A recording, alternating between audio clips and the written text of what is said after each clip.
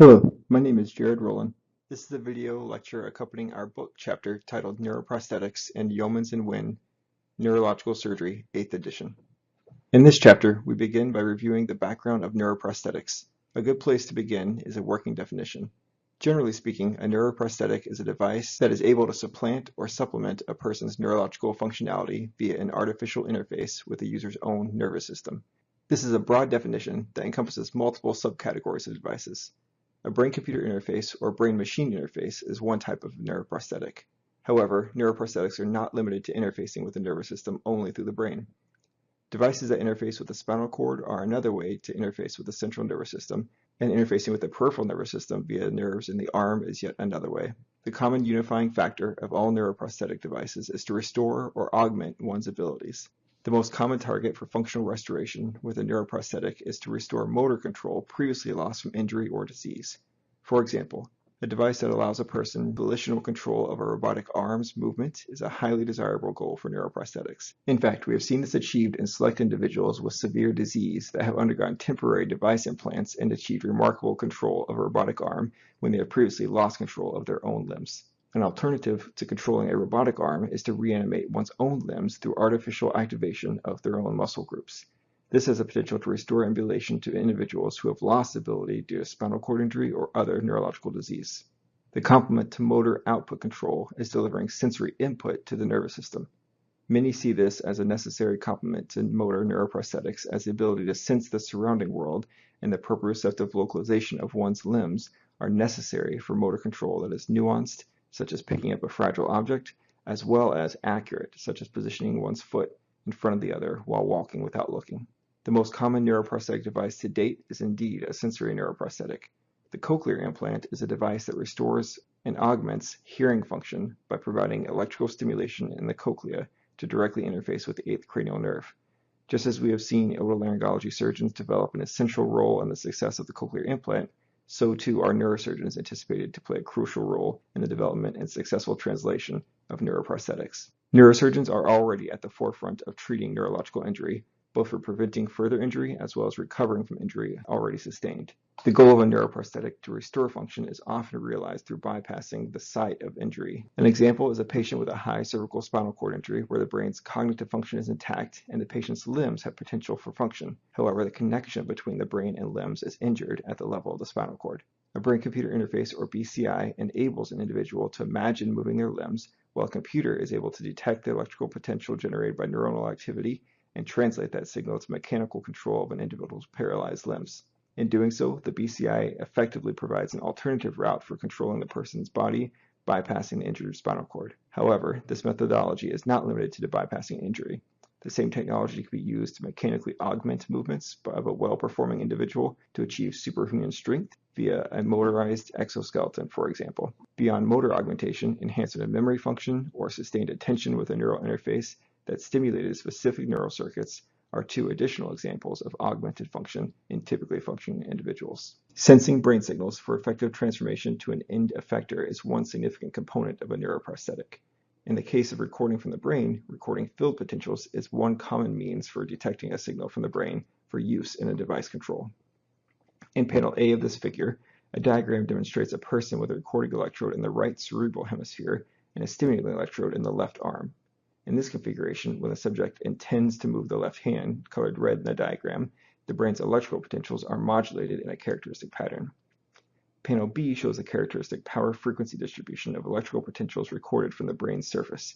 The frequency range achieved by invasive recording, such as electrocorticography or ECOG, is much greater than that achieved by non-invasive means, such as electroencephalography or EEG. Frequencies below approximately 30 Hz can be detected by both EEG and ECOG. In this frequency range, a characteristic power decrease relative to rest is associated with movements in the mu band, which includes 8 to 12 Hz. In contrast, higher frequencies in the gamma band are not reliably captured by extracranial electrodes and exhibits an increase in power with activity.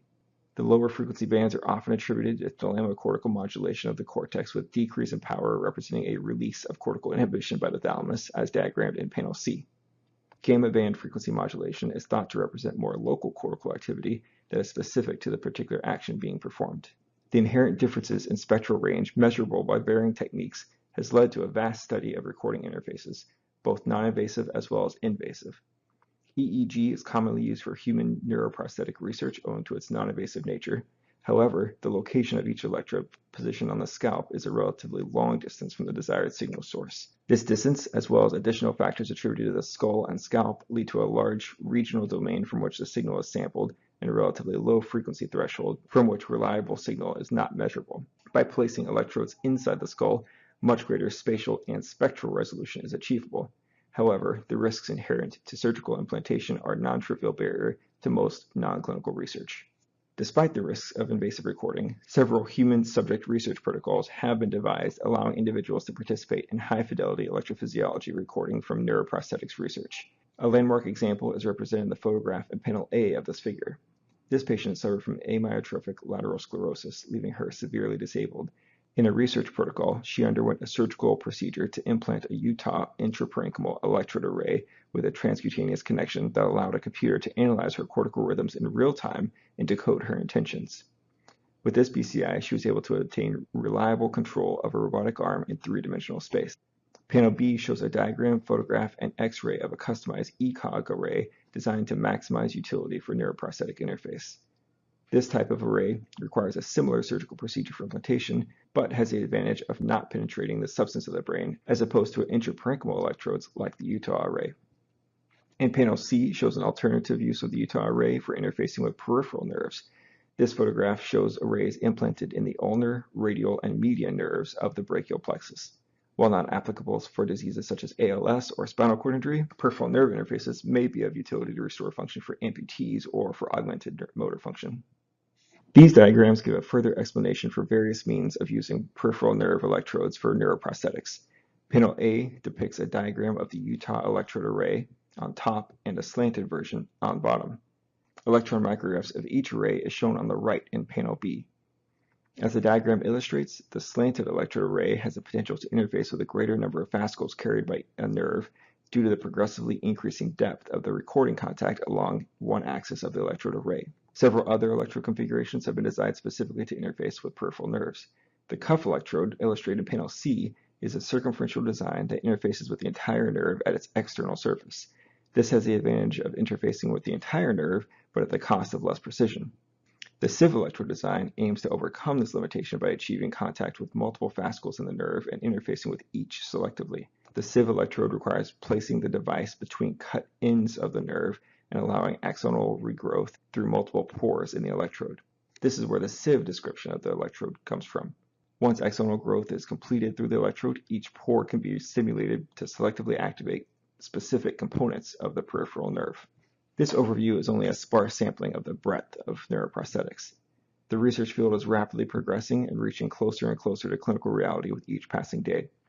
A significant effort is underway at several academic hospitals around the globe with human clinical trials for invasive neuroprosthetics to restore loss of function in human subjects.